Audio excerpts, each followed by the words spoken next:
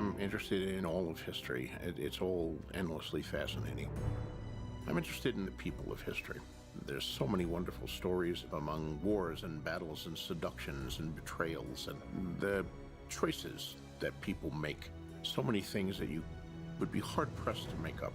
And then, of course, I don't make it up, but I take it and I file off the serial numbers, and I turn it up to 11, and I change the color from red to purple, and I have a great incident for the books.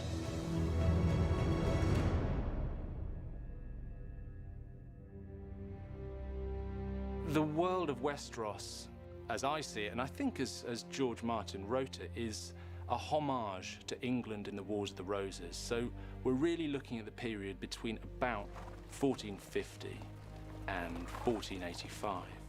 But within that homage to the Wars of the Roses, you have a huge amount of other influences and ideas and characters that have been poured in from other parts of English history, of French history, of world history, stretching, as I see it, right back to the ancient world.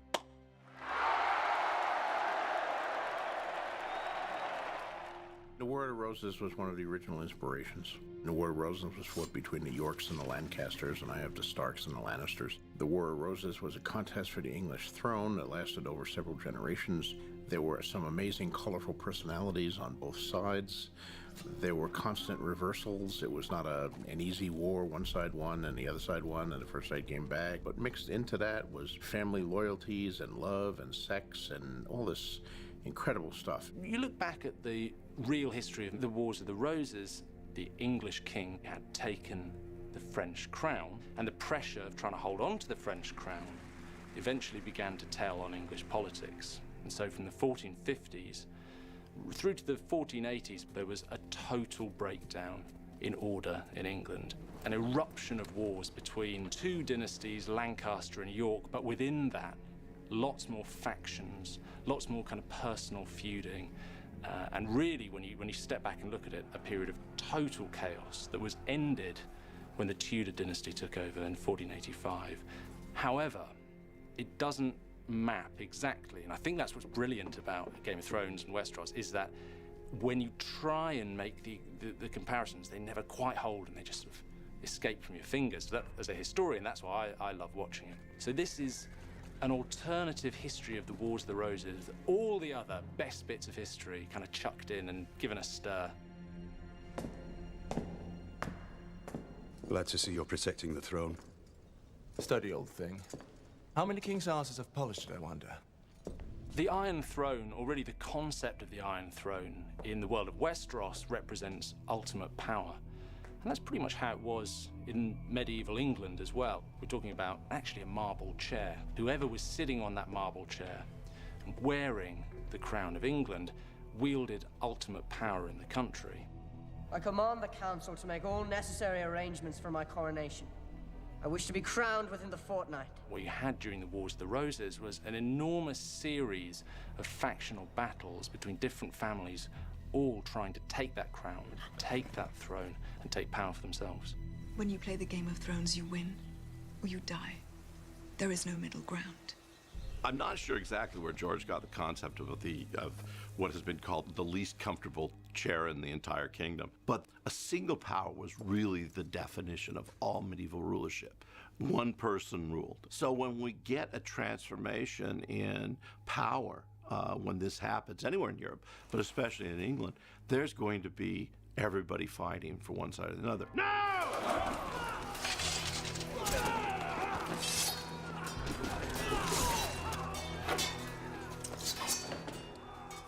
I did warn you not to trust me.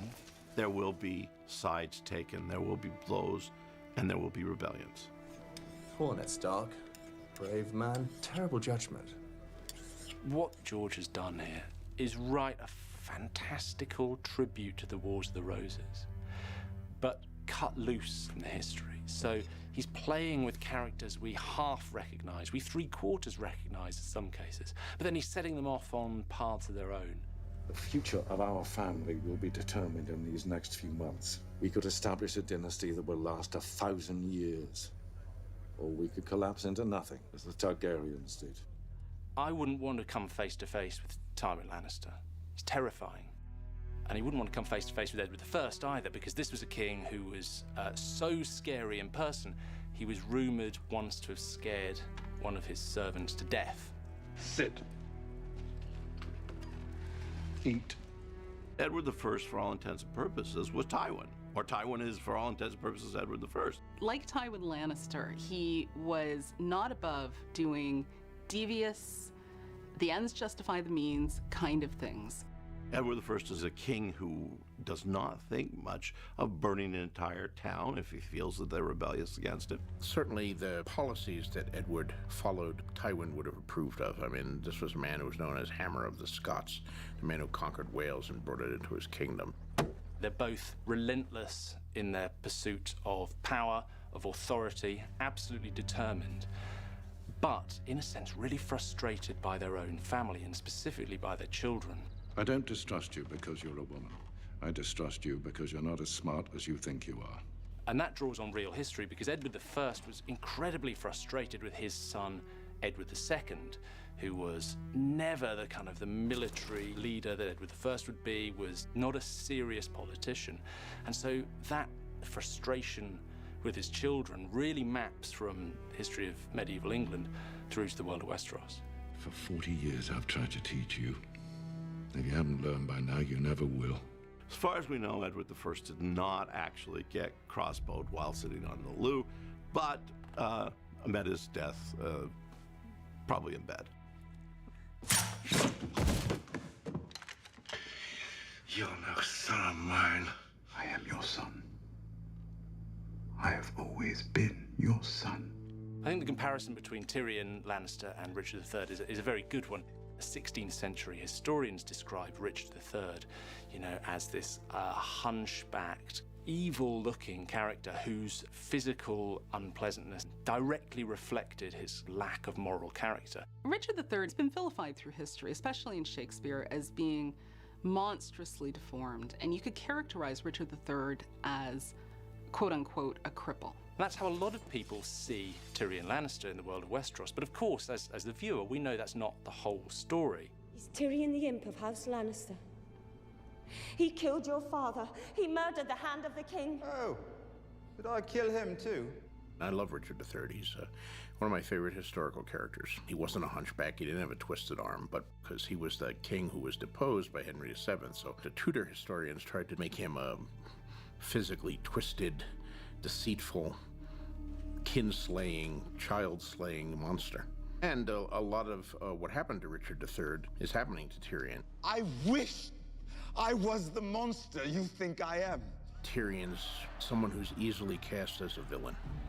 The dwarf, hated by the gods, so they twist his body into unfortunate shapes. This is a clear sign of the evil inside him. This was how the medieval mindset worked. I did not kill Joffrey, but I wish that I had. I think a really good historical comparison for Cersei is Margaret of Anjou, known as the she-wolf of France, one of the strongest females in the real-life Wars of the Roses. Margaret of Anjou, the strong queen of England in the 1450s, wants to exert power like a man. I should have been born a man. I'd rather face 1,000 swords than be shut up inside with this flock of frightened hens. She's willing to go to any lengths, politically or otherwise, to rule the country and protect her children's rights. You love your children. It's your one redeeming quality, that and your cheekbones. Joffrey is king. Joffrey is king. You are here to advise him. Only here to advise him.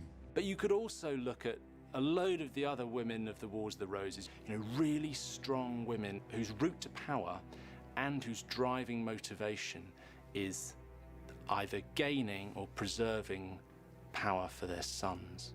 You're the Hand of the King? No, Uncle. Clearly it would not be appropriate for a woman to assume that role. I'm merely advising my son until he comes of age and chooses a hand for himself.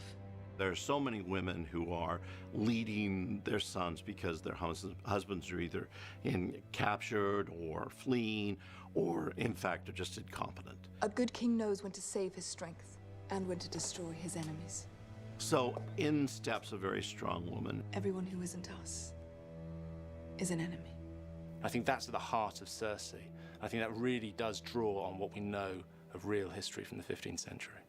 There are those that say your children were not fathered by King Robert, that they are bastards born of incest and adultery. A lie. A lie from the lips of Stannis Baratheon. I deny it. Good. Am I free to go? After your atonement. So Cersei's walk of shame designed to humiliate her. I mean, it has real historical precedent for it. If we look at Jane Shore, during the reign of Richard III, she was, in a way, scapegoated for a lot of the political problems that had gone before, and she was made to walk through the streets of London dressed in a kirtle, which is more or less her underclothes, and holding a taper in front of her. In an age when women were modestly dressed and they wore veils, it was actually quite shocking to see someone dressed like that, and it would have been quite humiliating. Cersei is naked when she performs her walk of shame.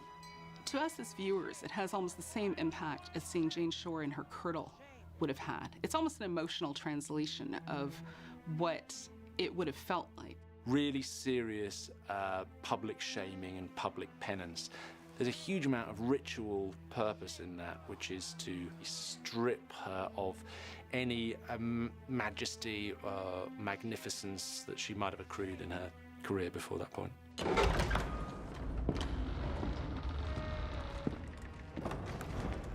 I see a huge amount of Joffrey Baratheon in Richard II.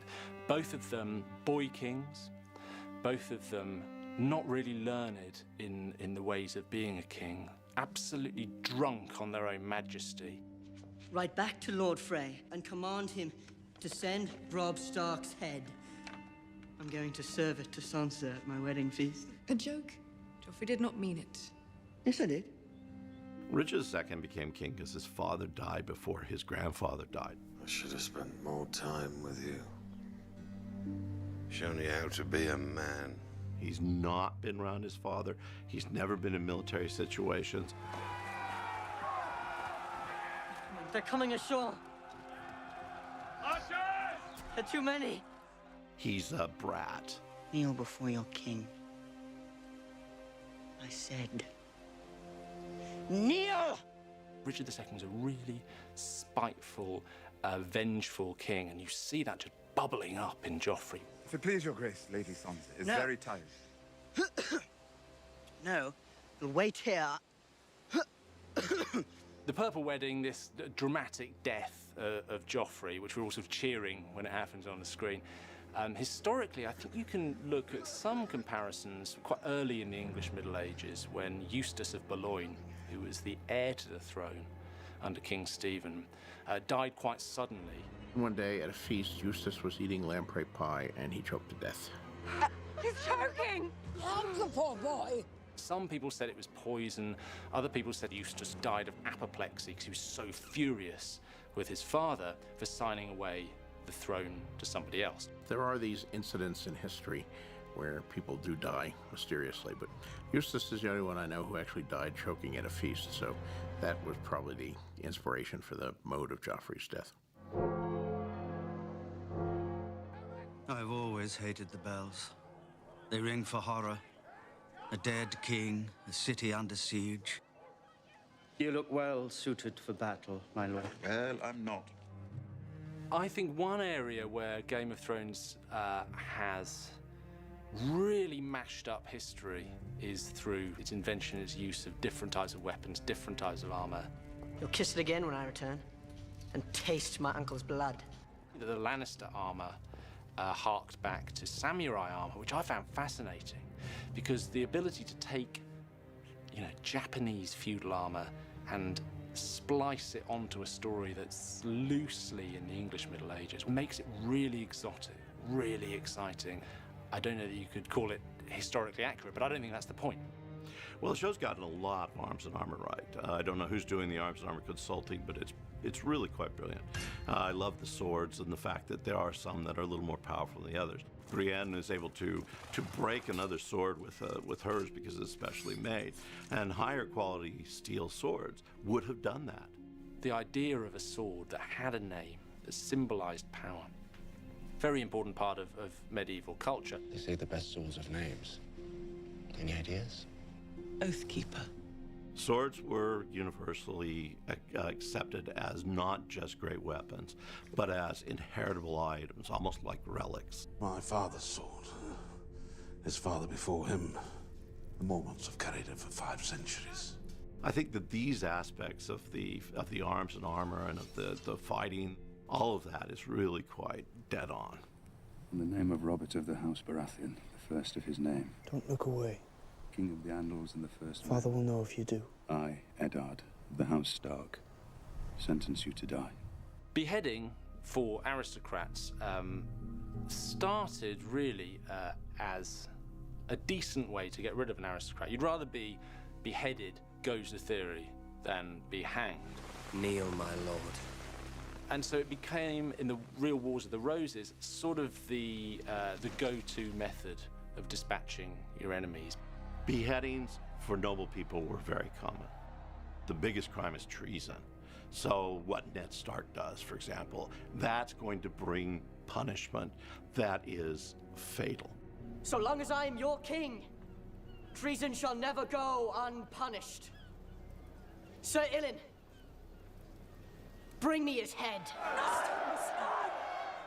Ned Stark's a very interesting character. I mean, obviously, the patriarch of the House of Stark, which, if we're looking for Wars of the Roses parallels, is like the House of York. But if you look at Richard, Duke of York, the real historical patriarch, his career really doesn't map onto Ned's journey very well. And actually, there's another character who I think is much more comparable with Ned Stark, and that's William Lord Hastings. Now, Hastings was the great pal of Edward IV, who I think unquestionably is Robert Baratheon. And they had this very close, chummy personal relationship. And we can all remember, you know, the early episodes of season 1 where we see Robert Baratheon and Ned Stark enjoying that kind of fraternal relationship. Well, that's Hastings and Edward IV all over. And what's really interesting is Hastings helped Richard III to take the throne when Edward IV dies. But afterwards, Richard turned on him and he was summarily beheaded. And I think there's a lot of the career of Hastings that you can follow through the story of Ned Stark. You know, this loyal friend of the king who outlives the king, tries to do the right thing, and what's his reward? Head rolling in the dirt.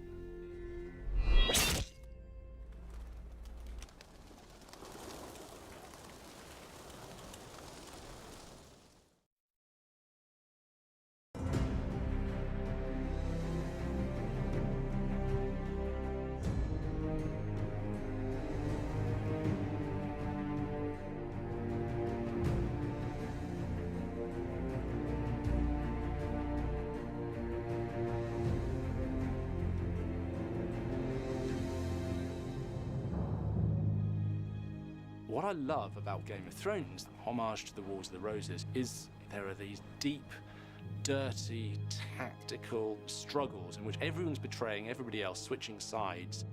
George understands that war is not good and evil, red and white, one side and the other. He understands that with real wars, you don't know when it started, you don't know when it's going to end, and you're not really sure who's right and who's wrong, if indeed anyone is right. You helped me win the Iron Throne, now help me keep the damn thing. If there's one character from Westeros who is almost a direct lift from the real-life Wars of the Roses, it's got to be Robert Baratheon.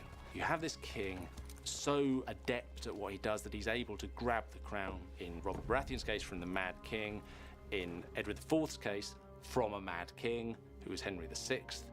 But once he's got the crown, he has to face up to his own problems. Now, in the case of Robert Baratheon and Edward IV, those are pretty much personal, what we'd now call issues.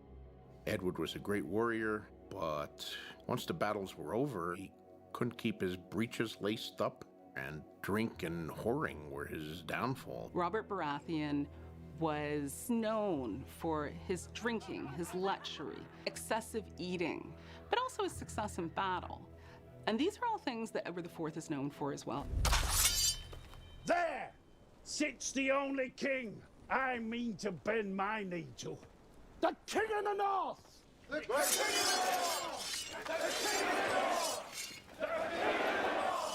There's a little bit of Edward IV in Rob too. You know, Rob is, in some ways, the early Edward IV. Treason. You're summoned to King's Landing to swear fealty to the new king. After Richard of York is killed, his teenage son, Edward, becomes the Duke of York and leads his armies and wins several victories over the Lancasters, while still a teenager and a very young man. His Grace summons me to King's Landing. I'll go to King's Landing. But not alone. Call the banners. Edward IV, or the future Edward IV, is only 18 years old. Young guy. He's passionate, impulsive, and a brilliant military commander. He was never defeated on the field of battle. And Tywin Lannister's whole problem with Robb Stark is he keeps winning. Stark won't risk marching on Casterly Rock until he's at full force. He's a boy and he's never lost a battle. He'll risk anything at any time. And of course, like Robb, Edward married unwisely to a woman he met while on campaign. I don't want to marry the Frey girl.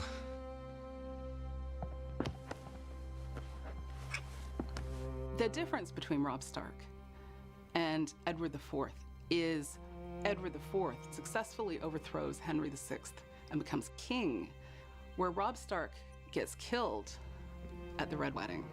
The Red Wedding, man, it's the iconic episode, right? It's almost too crazy to be true, except George has said he was taking his inspiration from real history. George R.R. Martin has taken several different events, specifically drawing from Scottish history, and mixed them up together to create the Red Wedding. Scottish history is an amazing source for all of this because it's one of the most incredibly bloody histories of any country that I've ever studied. He was looking at the Black Dinner of 1440, held at the court of the boy king James II of Scotland. The Black Dinner occurred when the King of Scotland was having a dispute with the Black Douglases. The Lord of Douglas was a young man, 18 or 19 years old, kind of a Robb Stark figure, and he brought his even younger brother with him, and they had a marvelous feast, and everybody was having a great old time. But then when the feast was over, a single drum began to play, just boom, boom, boom.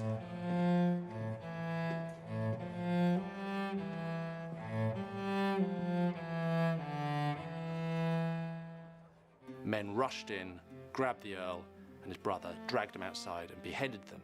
Now, the other half of it, of course, was the Glencoe Massacre, which was a few centuries later.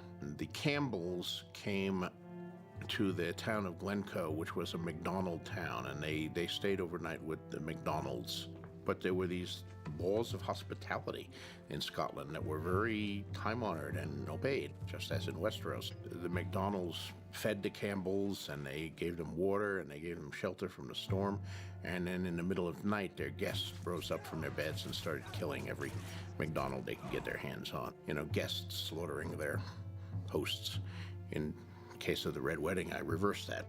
The Lannisters send their regards. It's those two incidents I blended together to make the Red Wedding. Last time I saw Rob, he was in the courtyard of Winterfell. He was better than me at everything. I wanted to hate him, but I never could. Jon Snow, I think, is everyone's favourite hero of Game of Thrones. And we really root for him because of his status in life. He's a bastard. A bastard boy with nothing to inherit, off to join the ancient order of the Night's Watch.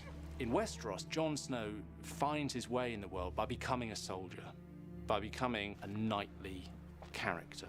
Lord Snow here grew up in a castle, spitting down on the likes of you. Do you think Ned Stark's bastard bleeds like the rest of us? Noble and royal bastards would be in similar situations in the Middle Ages. They were quite aware that they weren't at the same level or had the same status within the family as their brothers and sisters. The draw for a bastard like Jon Snow of going north to the Wall and joining the Night's Watch is that it's an opportunity for him to make a career for himself. Welcome. 1,000 foot of ice wall. Now that's a creative genius. We don't know of any ice walls like that. But we do have Hadrian's Wall. Hadrian's Wall's 70-plus miles. And the Romans did it. Why? Because they didn't really want the Scots down with them.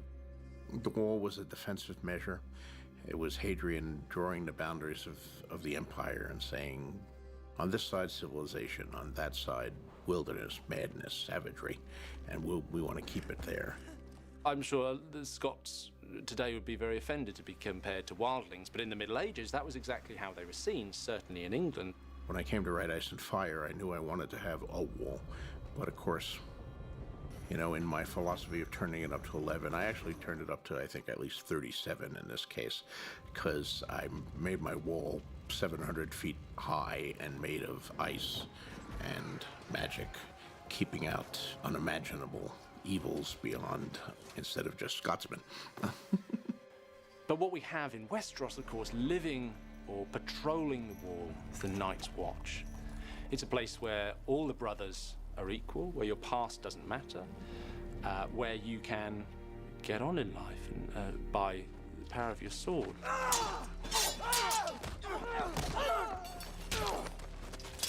Well, Lord Snow, it appears you're the least useless person here. I think there's certainly an element of that in some of the warrior monks of the Middle Ages. Hear my words and bear witness to my vow. Night gathers, and now my watch begins. A lot of the stuff about the Night's Watch comes from the church militant of the Crusades, the Templars and the Hospitallers. They were sworn to poverty and obedience. They were sworn to chastity. I shall take no wife. Yes, that's in there. There's no denying that. I shall father no children. It's very specific. But what our vows have to say about other activities is open to interpretation. But they were also warriors, and there were several different orders, though the one that lasted the longest was a Knights Hospitaller, who initially began in the hospital in Jerusalem. Their great rival was the Templars, who were even more powerful. Knights Templar, what do we know of the Knights Templar? Well, they were sworn to protect Jerusalem, did not have an ice wall around it, but nevertheless they had this duty to defend the Christian lands in the Middle East. So there's, you know, huge history of these military orders of essentially fighting monks. I'm a brother of the Night's Watch. I don't know what I have left to give you. You can give me the North. Even if I wanted to, I'm a bastard. The Snow. Kneel before me. Lay your sword at my feet. Pledge me your service, and you'll rise again as Jon Stark, Lord of Winterfell. I think Westeros is set in a feudal society. Ask Jon Snow if this is a feudal world. He's going to tell you, of course it is. He's a bastard, he's born outside it. It's king-led, there are noble houses. The idea of your birthright is potent. The firstborn heir, male heir, is the most important person. So Robb Stark is the most important person in the Stark family. In the very first episode, you see the Stark children lining up to greet Robert Baratheon. Well, they're lined up in order of age and gender. So Robb Stark, who's the oldest boy, is first. Then Sansa is second. Arya is third, but she's late, and Bran is standing in her place, and she shoves him out of the way because she's the one that's supposed to be there. So in that very basic sense, we're talking about an aristocratic world in which your birth is, in a sense, your destiny. Yes, Westeros is a feudal system, although it's a feudal system, of course, complicated by White Walkers and dragons. I did not go full feudal, but I have a quasi-feudal system where there are landed knights and lords who have castles, who swears fealty to the king. So there's this network of obligations. You have lower lords, like Eddard Stark's vassals in the north. All those high lords, they all thought they were better than me. Ned Stark, Hoster Tully. People like Roose Bolton, who kind of chafe a little that they have to bend the knee. No more Starks to bow and scrape to. Must have been torture following that stupid boy all over the country. He ignored my advice at every turn. That relationship of having to serve a lord, an overlord militarily, as well as support them in other matters, was very common in the Middle Ages. I need you, Ned. I have a son, you have a daughter. We'll join our houses. Marriage in Westeros is, to some extent, based on marriage in the real Middle Ages, or even in certain ancient cultures. Marriage was a form of political alliance. It was a way to bind two families together. So medieval nobles would consider their marriages the way a corporate CEO might consider a merger. The young wolf has lost half his army, his days are numbered. Theon Greyjoy murdered both his brothers. That makes Sansa Stark the heir to Winterfell.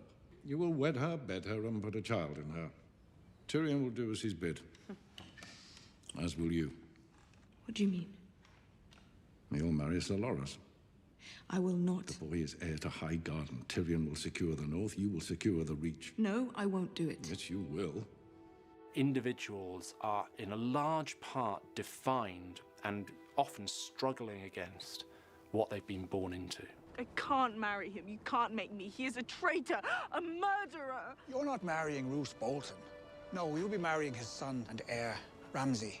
I will starve myself. I will die before I have to go there. I won't force you to do anything.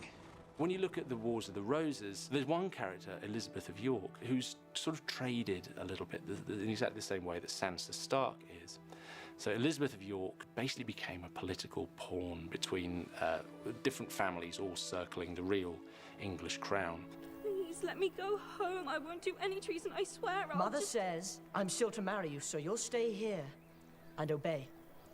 Sansa may be based on a specific character, but she may also just be an amalgamation of every single daughter of every single king, of every single kingdom in the entire Middle Ages from the beginning to the end.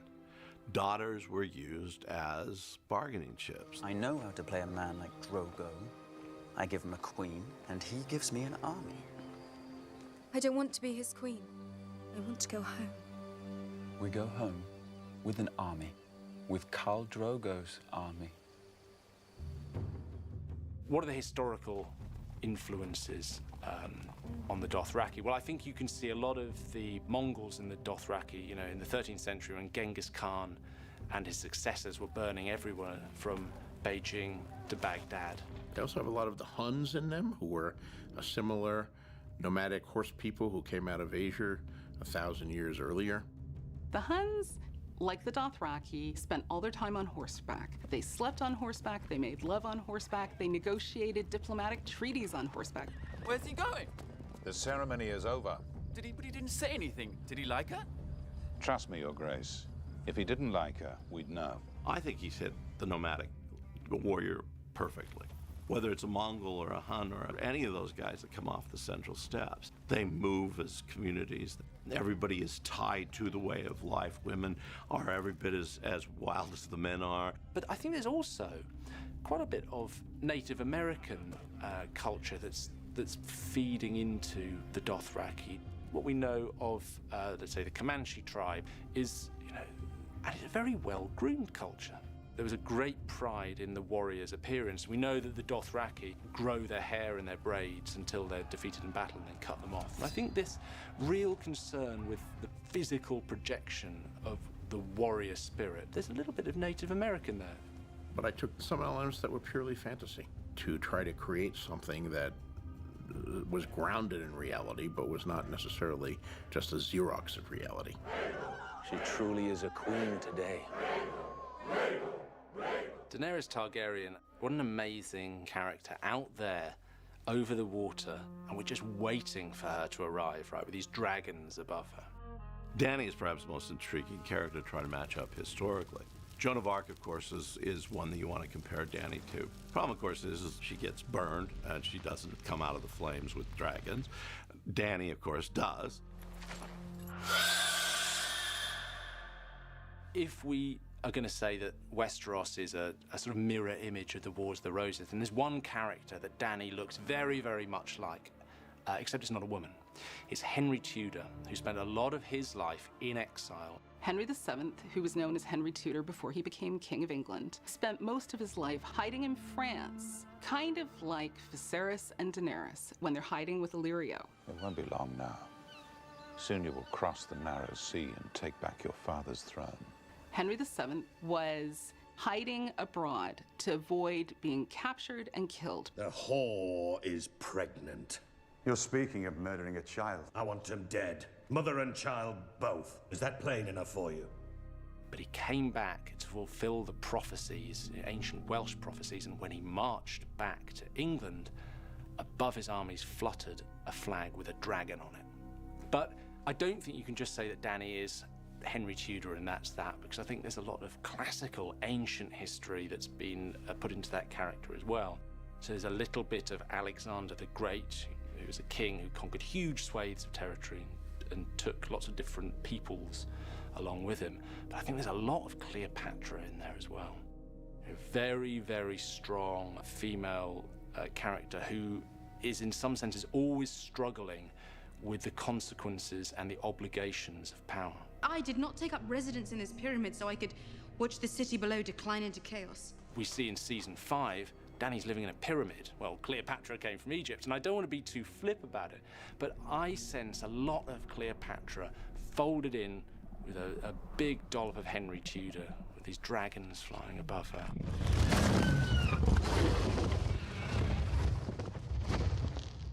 A big part of Dany's story is her journey around Slavers Bay and her kind of puzzling out her relationship with the slaves whom she gathers into her army. Some say the Unsullied are the greatest soldiers in the world. The greatest slave soldiers in the world. Slave soldiers, they go way back. And so the Unsullied can be matched up to the troops that the Spartans had. They can be matched up to the Mamluks, who were probably our most famous slave armies. One of the most successful Islamic dynasties in the Crusades were slave armies, the Mamluks. And I think when we look at the Unsullied, I see a lot of the Mamluks in there, as well as a bit of the Spartans, people who've been selected purely for their fighting ability. They may suit my needs. Tell me of their training. Well, the Unsullied are loosely based on some of the slave soldiers of history, the Mamluks of Egypt, the Janissaries of the Turkish Empire. Similar groups who were children taken from their parents as slaves and trained solely for the purpose of being warriors. Slaves don't like being slaves.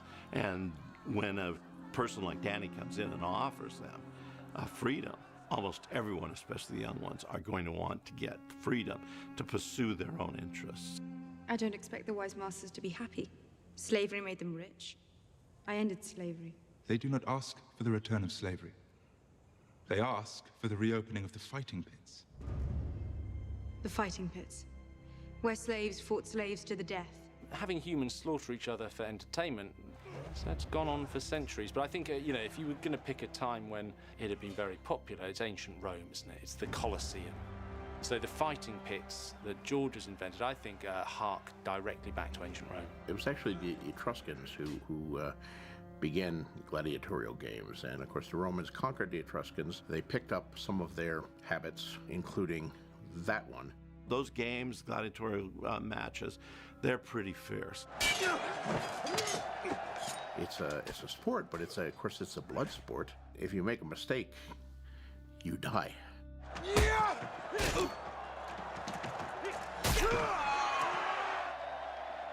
Slaves are given a possible promise that they're going to get freedom. As far as we know, very few do.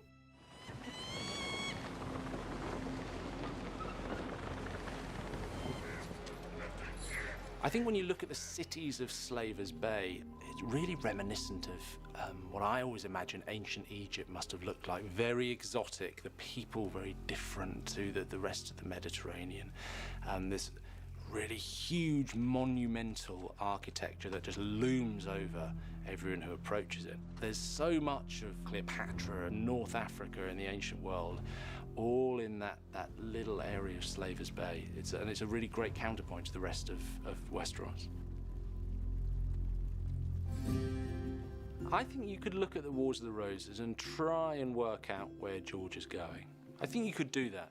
I think you'd also run the risk of going insane. Everything in the world is grist for the mill, be it, real life or contemporary events or history. I mean, it's all stuff that you can take and rework and make into stories. Whatever happens in the end in Westeros, maybe it will map the Wars of the Roses. Maybe we'll be sitting there going, oh, this was exactly what happened. Or maybe it'll just be whatever George wants it to be. It occurred to me that if I tweaked it just a little and I added some fantasy elements and changed the characters, then now you have all the appeal of the Wars of the Roses But you also have unpredictability. You don't know who's going to win. You don't know who's going to die.